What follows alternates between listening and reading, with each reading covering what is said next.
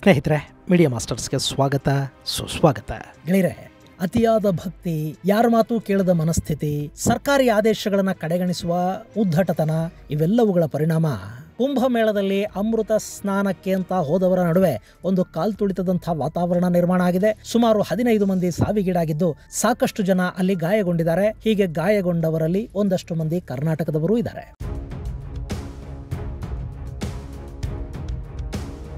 ಇವತ್ತು ಮೌನಿ ಅಮಾವಾಸ್ಯೆ. ಈ ಪವಿತ್ರ ದಿನದಂದು ಸಂಗಮದಲ್ಲಿ ಸ್ನಾನ ಮಾಡಿದ್ರೆ ಒಂದಷ್ಟು ಪುಣ್ಯ ಸಂಪಾದನೆ ಆಗತ್ತೆ ಅನ್ನೋದು ಒಂದು ನಂಬಿಕೆ. ಹಾಗಂತ ಪ್ರಯಾಗರಾಜದ ಸಂಗಮದಲ್ಲೇ ಸ್ನಾನ ಮಾಡಬೇಕಾ ಅಂಥದ್ದೇನಿಲ್ಲ.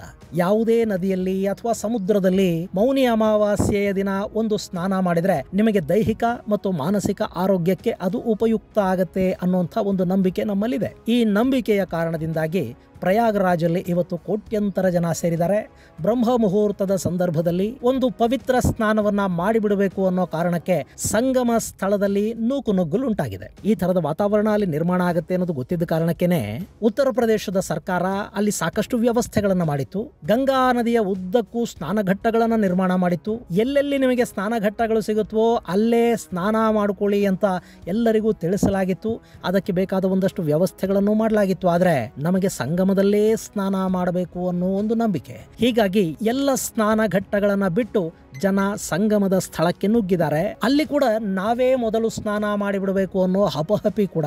ಹೀಗಾಗಿ ಬ್ರಹ್ಮ ಮುಹೂರ್ತದ ಸಂದರ್ಭದಲ್ಲಿ ಅಮೃತ ಸ್ನಾನಕ್ಕಾಗಿ ನದಿ ತೀರಕ್ಕೆ ಏಕಾಏಕಿ ಜನ ನುಗ್ಗಿದ ಪರಿಣಾಮ ಅಲ್ಲೊಂದಷ್ಟು ಕಾಲ್ತುಳಿತದಂತಹ ಪರಿಸ್ಥಿತಿ ನಿರ್ಮಾಣ ಆಗಿದೆ. ಈ ಕಾಲ್ತುಳಿತದಲ್ಲಿ 15 ಮಂದಿ ಮೃತಪಟ್ಟಿದ್ದಾರೆ ಅಂತ ಹೇಳಲಾಗ್ತಾ ಇದ್ದು ಇನ್ನಷ್ಟು ಮಂದಿ ಗಾಯಗೊಂಡಿದ್ದಾರೆ. ಕರ್ನಾಟಕದ ಬೆಳಗಾವಿಗೆ ಸೇರಿದ ಒಂದಷ್ಟು ಜನ ಕೂಡ ಈ ಸಂದರ್ಭದಲ್ಲಿ ಗಾಯಗೊಂಡ ವರದಿಗಳು ಬರ್ತಾ ಇವೆ. ಇನ್ನು ವಿಷಯ ಗೊತ್ತಾದ ಕೂಡಲೇ ಯೋಗಿ ಆದಿತ್ಯನಾಥ್ ತುರ್ತು ಸಭೆಯನ್ನ ನಡೆಸಿದ್ದಾರೆ. ಅಲ್ಲಿ ಗಾಯಾಳುಗಳನ್ನ ಆಸ್ಪತ್ರೆಗೆ ದಾಖಲಿಸಿ ಚಿಕಿತ್ಸೆ ಕೊಡಿಸೋದಕ್ಕೆ ಬೇಕಾದ ಎಲ್ಲ ವ್ಯವಸ್ಥೆಗಳನ್ನ ಅತ್ಯಂತ ತುರ್ತಾಗಿ ಮಾಡಲಾಗಿದೆ. ಆಂಬ್ಯುಲೆನ್ಸ್ಗಳು ತಕ್ಷಣ ಸ್ಥಳಕ್ಕೆ ಬಂದಿವೆ, ಗಾಯಾಳುಗಳನ್ನ ಕರ್ಕೊಂಡು ಹೋಗಿವೆ. ಇನ್ನು ಪ್ರಧಾನಿ ಮೋದಿ ಹಾಗೂ ಗೃಹ ಸಚಿವ ಅಮಿತ್ ಶಾ ಇಬ್ರು ಉತ್ತರ ಪ್ರದೇಶದ ಮುಖ್ಯಮಂತ್ರಿ ಯೋಗಿ ಆದಿತ್ಯನಾಥ್ ಅವರ ಜೊತೆ ನಿರಂತರ ಸಂಪರ್ಕದಲ್ಲಿದ್ದಾರೆ.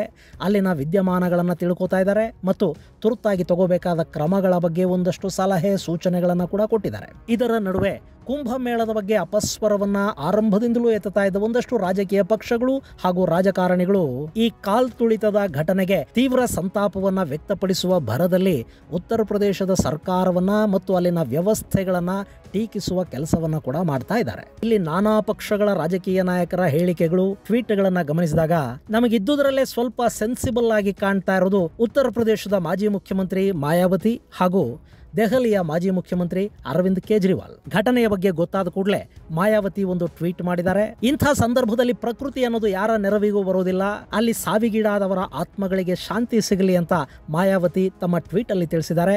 ಹಾಗೆ ದೆಹಲಿಯ ಮಾಜಿ ಮುಖ್ಯಮಂತ್ರಿ ಹಾಗೂ ಆಮ್ ಆದ್ಮಿ ಪಕ್ಷದ ನಾಯಕ ಅರವಿಂದ್ ಕೇಜ್ರಿವಾಲ್ ಪ್ರಯಾಗ್ರಾಜ್ ಅಲ್ಲಿ ನಡೆದಿರೋದು ನಿಜಕ್ಕೂ ಒಂದು ದುರಂತ. ಕೋಟ್ಯಂತರ ಜನ ಸೇರುವ ಸ್ಥಳಗಳಲ್ಲಿ ಬರುವ ಜನಕ್ಕೆ ಕೂಡ ಒಂದು ಶಿಸ್ತಿನ ಅಗತ್ಯ ಇರುತ್ತೆ. ಜನ ಅಧಿಕಾರಿಗಳು ಹಾಗೂ ಅಲ್ಲಿನ ವ್ಯವಸ್ಥಾಪಕರ ಮಾತುಗಳನ್ನು ಕೇಳಬೇಕು. ಸ್ನಾನಘಟ್ಟಗಳನ್ನ ವ್ಯವಸ್ಥೆ ಮಾಡಿದ ಮೇಲೆ ಆ ಸ್ನಾನಘಟ್ಟಗಳಲ್ಲಿ ಸ್ನಾನ ಮಾಡಬೇಕು. ಎಲ್ಲೂ ನೂಕು ನುಗ್ಗಲು ಕಾಲ್ತುಳಿತದಂತಹ ವಾತಾವರಣಕ್ಕೆ ಅವಕಾಶವನ್ನ ಕೊಡಬಾರದು. ಸರ್ಕಾರಿ ನಿಯಮಗಳನ್ನ ಪಾಲಿಸಿ ಶ್ರದ್ಧಾಭಕ್ತಿಗಳಿಂದ ಅಮೃತ ಸ್ನಾನವನ್ನ ಮುಗಿಸ್ಕೊಂಡು ಕ್ಷೇಮವಾಗಿ ಹಿಂತಿರುಗಿ ಹೋಗಬೇಕು ಅಂತ ಟ್ವೀಟ್ ಮೂಲಕ ಜನಕ್ಕೆ ಮನವಿ ಮಾಡಿದ್ದಾರೆ.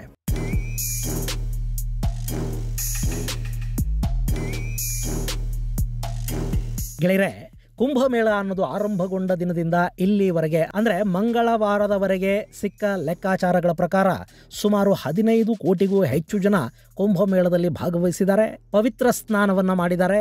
ಅಲ್ಲಿ ಸಾಧು ಸಂತರ ದರ್ಶನವನ್ನ ಮಾಡಿಕೊಂಡು ಕ್ಷೇಮವಾಗಿ ಅಲ್ಲಿಂದ ಹಿಂತಿರುಗಿ ಹೋಗಿದ್ದಾರೆ. ಆದರೆ ಮೌನಿ ಅಮಾವಾಸ್ಯೆಯ ದಿನ ಅತಿ ಹೆಚ್ಚು ಜನಜಂಗುಳಿ ಉಂಟಾದ ಕಾರಣದಿಂದ ಮತ್ತು ಹಾಗೆ ಬಂದ ಜನ ಪ್ರಯಾಗರಾಜಲ್ಲಿ ಸಿದ್ಧಪಡಿಸಲಾಗಿರುವ ವಿವಿಧ ಸ್ನಾನಘಟ್ಟಗಳಲ್ಲಿ ಸ್ನಾನ ಮಾಡದೆ ತ್ರಿವೇಣಿ ಸಂಗಮದ ಪ್ರದೇಶಕ್ಕೆ ಹೋಗಬೇಕು ಅನ್ನೋ ಹಠಕ್ಕೆ ಬಿದ್ದ ಪರಿಣಾಮ ಮತ್ತು ಯಾರ ಮಾತನ್ನೂ ಕೇಳದೆ ಅವರು ಏಕಾಏಕಿ ಅಲ್ಲಿಗೆ ನುಗ್ಗಿದ ಪರಿಣಾಮ ಅಲ್ಲೊಂದು ಕಾಲ್ತುಳಿತದಂತಹ ಘಟನೆ ಸಂಭವಿಸಿದೆ. ಇದರ ಪರಿಣಾಮ ಏನು ಗೊತ್ತಾ? ಮೌನಿ ಅಮಾವಾಸ್ಯೆಯ ದಿನ ಯಾರು ರಾಜಸ್ನಾನವನ್ನ ಮಾಡಬೇಕಾಗಿತ್ತೋ ಆ ಸಾಧುಗಳು ತಮ್ಮ ಪವಿತ್ರ ಸ್ನಾನವನ್ನೇ ರದ್ದು ಮಾಡಿದ್ದಾರೆ. ಆ ಸಾಧುಗಳು ಕೂಡ ಸ್ನಾನಘಟ್ಟಕ್ಕೆ ಬಂದ್ರೆ ಸಾರ್ವಜನಿಕರ ಸ್ನಾನಕ್ಕೆ ತೊಂದರೆ ಆಗುತ್ತೆ ಅನ್ನೋ ಕಾರಣಕ್ಕೆ ಅವರು ಇವತ್ತು ಮಾಡಬೇಕಾಗಿದ್ದ ರಾಜಸ್ನಾನವನ್ನ ಸಾಂಕೇತಿಕವಾಗಿ ಮಾಡಿ ಮುಗಿಸೋ ಮೂಲಕ ತ್ರಿವೇಣಿ ಸಂಗಮವನ್ನ ಹಾಗೂ ಗಂಗಾ ಯಮುನೆಯರನ್ನ ಭಕ್ತರಿಗೆ ಇವತ್ತು ಬಿಟ್ಟುಕೊಟ್ಟಿದ್ದಾರೆ. ಆ ಮೂಲಕ ಅಖಾಡಗಳು ಹಾಗೂ ಸಾಧು ಸಂತರು ಅತ್ಯಂತ ಮಾನವೀಯತೆಯನ್ನ ಪ್ರದರ್ಶಿಸಿದ್ದಾರೆ. ಹಾಗೆ ನೋಡಿದ್ರೆ ಸಂಗಮದ ಸ್ನಾನ ಅನ್ನೋದನ್ನ ಮೊದಲು ನಾಗಾ ಸಾಧುಗಳು ಮಾಡಬೇಕು, ಆ ನಂತರ ಮಿಕ್ಕವರಲ್ಲಿ ಸ್ನಾನ ಮಾಡಬೇಕು ಅನ್ನೋದು ಪದ್ಧತಿ. ಮತ್ತು ಮೊದಲ ಸ್ನಾನದ ಅಧಿಕಾರ ಇರೋದು ನಾಗಾ ಸಾಧುಗಳಿಗೇನೆ. ಇದನ್ನ ಅರ್ಥ ಮಾಡ್ಕೊಳ್ಳದೆ ಜನ ಸಾಧುಗಳಿಗಿಂತ ಮೊದಲು ತಾವೇ ನದಿಯಲ್ಲಿ ಮುಳುಗೋದಿಕ್ ಹೋಗೋದಿದೆಯಲ್ಲ, ಅಂಥ ಸಂದರ್ಭದಲ್ಲಿ ನಾ ಮೊದಲು ತಾ ಮೊದಲು ಅಂತ ನುಗ್ಗೋದ್ರಿಂದ ಇಂಥ ದುರ್ಘಟನೆಗಳಲ್ಲಿ ಸಂಭವಿಸುತ್ತವೆ. ಸಾಕಷ್ಟು ಜನ ಸೇರೋ ಕಡೆಗಳಲ್ಲಿ ಜನ ಕೂಡ ಸ್ವಲ್ಪ ಜವಾಬ್ದಾರಿಯಿಂದ ವರ್ತಿಸಬೇಕಾದ ಅಗತ್ಯ ಇರುತ್ತೆ. ಇನ್ನು ಅಲ್ಲಾಗಿದ್ದೇನು ಅನ್ನೋದನ್ನ ಕೆಲ ಪ್ರತ್ಯಕ್ಷದರ್ಶಿಗಳು ವಿವರಿಸಿದ್ದಾರೆ. ಕೆಲ ಜನ ನದಿ ತೀರದಲ್ಲಿ ಕುಳಿತುಕೊಂಡಿದ್ರು. ಆ ಸಂದರ್ಭದಲ್ಲಿ ಒಂದು ದೊಡ್ಡ ಗುಂಪು ಸ್ನಾನಕ್ಕಾಗಿ ಬಂತು. ಹಾಗವರು ನುಗ್ಗಿ ಬರ್ತಿದ್ದಾಗ ಅದರಲ್ಲಿದ್ದ ಕೆಲವರು ಎಡವಿ ಕೆಳಗೆ ಬಿದ್ದಿದ್ದಾರೆ. ಅವರನ್ನ ಕಾಪಾಡೋ ನಿಟ್ಟಲ್ಲಿ ಮತ್ತೊಂದಷ್ಟು ಜನ ಕೆಳಗೆ ಬಗ್ಗಿ ಬಿದ್ದವರನ್ನ ಮೇಲೆತ್ತೋದಕ್ಕೆ ಪ್ರಯತ್ನ ಪಟ್ಟಿದ್ದಾರೆ. ಅಷ್ಟರಲ್ಲೇ ಹಿಂದಿನಿಂದ ಮತ್ತೊಂದು ದೊಡ್ಡ ಅಲೆಯಂಥ ಜನರ ಗುಂಪು ಅಲ್ಲಿಗೆ ಬಂದಿದೆ.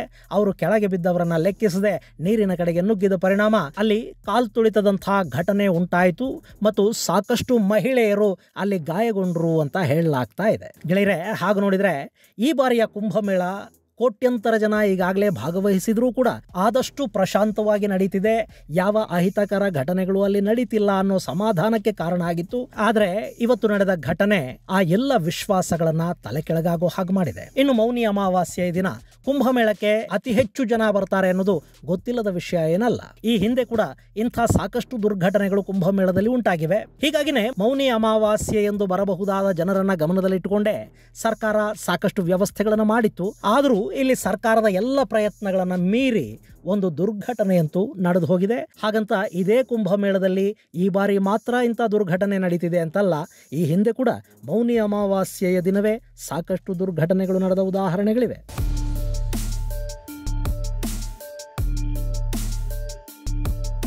ಗೆಳೆಯರೆ, ಈ ಮೌನಿ ಅಮಾವಾಸ್ಯೆಯ ದುರಂತಗಳ ಪಟ್ಟಿಯನ್ನ ನಾವು ನೆನಪು ಮಾಡ್ಕೊಳ್ಳೋದೇ ಆದ್ರೆ 1954ರಲ್ಲಿ ಅಂದ್ರೆ ಭಾರತಕ್ಕೆ ಸ್ವಾತಂತ್ರ್ಯ ಬಂದ ನಂತರ ನಡೆದ ಮೊದಲ ಕುಂಭಮೇಳದಲ್ಲಿ ಭಾರಿ ಪ್ರಮಾಣದ ಕಾಲ್ತುಳಿತ ಉಂಟಾಯಿತು. ಅವತ್ತು ಫೆಬ್ರವರಿ 3ನೇ ತಾರೀಕು ಮೌನಿ ಅಮಾವಾಸ್ಯೆಯ ಸಲುವಾಗಿ ಸುಮಾರು 30ರಿಂದ 40 ಲಕ್ಷದಷ್ಟು ಜನ ಪ್ರಯಾಗ್ರಾಜಲ್ಲಿ ಸೇರಿದ್ರು.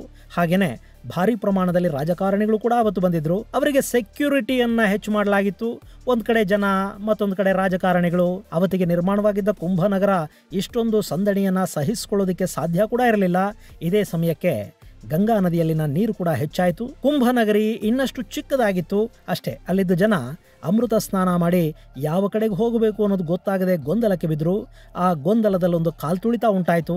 350 ಮಂದಿ ಸ್ಥಳದಲ್ಲಿ ಮೃತಪಟ್ಟರೆ 200ಕ್ಕೂ ಹೆಚ್ಚು ಮಂದಿ ಕಾಣೆಯಾದರು. ಗೆಳೆಯರೆ, 1954ರಲ್ಲಿ ಮೌನಿ ಅಮಾವಾಸ್ಯೆ ಎಂದು ಮಾಡುವ ಸ್ನಾನಕ್ಕೆ ಸೇರಿದ್ದವರು ಸುಮಾರು 30ರಿಂದ 40 ಲಕ್ಷ ಮಂದಿ. ಆ ಜನರ ಪೈಕಿ ಸುಮಾರು 350 ಮಂದಿ ಸ್ಥಳದಲ್ಲೇ ಮೃತಪಟ್ಟರು. 200ಕ್ಕೂ ಹೆಚ್ಚು ಮಂದಿ ಕಾಣೆಯಾದರು. 2000ಕ್ಕೂ ಹೆಚ್ಚು ಮಂದಿ ಗಾಯಗೊಂಡರು.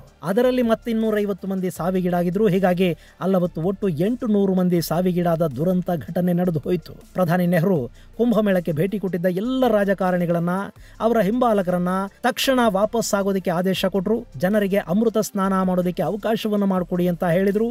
ಭಾರತ ಬ್ರಿಟಿಷರಿಂದ ಸ್ವಾತಂತ್ರ್ಯ ಪಡೆದ ನಂತರ ನಡೆದ ಮೊಟ್ಟ ಮೊದಲ ಕುಂಭಮೇಳದಲ್ಲೇ 800 ಮಂದಿ ಬಲಿಯಾಗಿದ್ದು ನಿಜಕ್ಕೂ ಅತ್ಯಂತ ದುರದೃಷ್ಟಕರ ಘಟನೆ ಅನ್ನಿಸ್ಕೊಳ್ತು.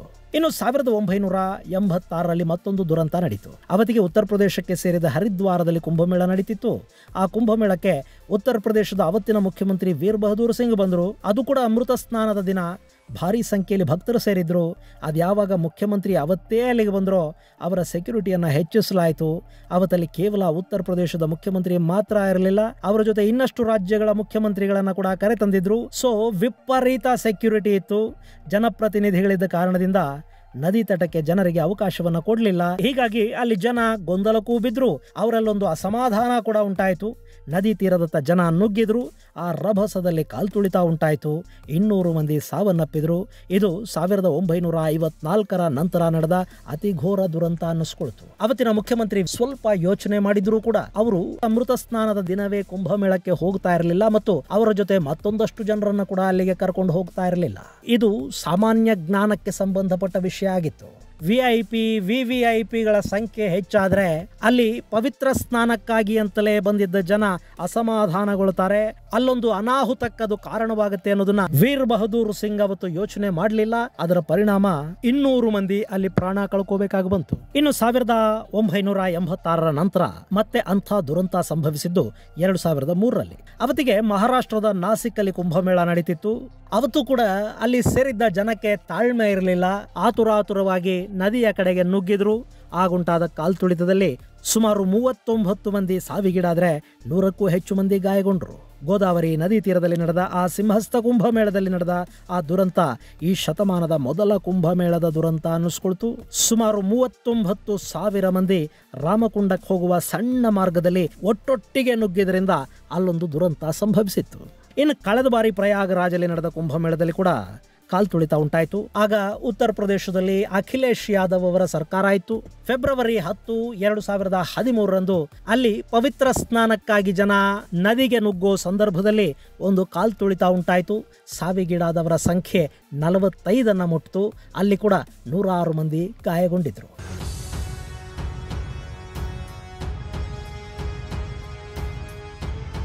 ಗೆಳೆಯರೆ, ಅತಿ ಹೆಚ್ಚು ಜನ ಸೇರುವ ಸಂದರ್ಭದಲ್ಲಿ ಉಂಟಾಗುವ ಈ ಕಾಲ್ತುಳಿತಗಳಿಗೆ ಪ್ರತಿ ಬಾರಿಯೂ ಪ್ರಶಾಸನವೇ ಕಾರಣ ಆಗಿರೋದಿಲ್ಲ. ಅಲ್ಲಿ ಸರ್ಕಾರ ಸಾಕಷ್ಟು ಎಚ್ಚರಿಕೆಯ ಕ್ರಮಗಳನ್ನು ಕೈಗೊಂಡಿರುತ್ತೆ, ಸಾಕಷ್ಟು ವ್ಯವಸ್ಥೆಗಳನ್ನೂ ಮಾಡಿರುತ್ತೆ.